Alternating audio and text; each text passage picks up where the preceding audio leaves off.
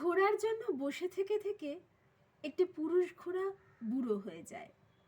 সূর্য ভেঙে গুঁড়ো হয়ে ছড়িয়ে ছিটিয়ে শেষে আকাশের গায়ে মুছে গেলে পুরুষ ঘোড়াটি পুরনো দিনের কথা ভাবে, যখন বয়স ছিল তার, যখন বিচুলি ঘাস বস্তা বস্তা ছোলা খেয়ে দৌড় শুরু হতো। আর সেই দেখে হেসে ঠেস দিয়ে যুবতী ঘোড়ারা ঢলে যেত একে একে নিজেরাই নিজেদের গালে। রাত্রি আরো ঘন হলে পেয়ারা বাগানে গাঢ় ও গহন শীত নামে। বুড়ো ঘোড়া জানলার পাট খুলে ঘরের ভেতর উঁকি মেরে দেখে তার মাদি ঘোড়া কাদা হয়ে গেছে কাল ঘুমে।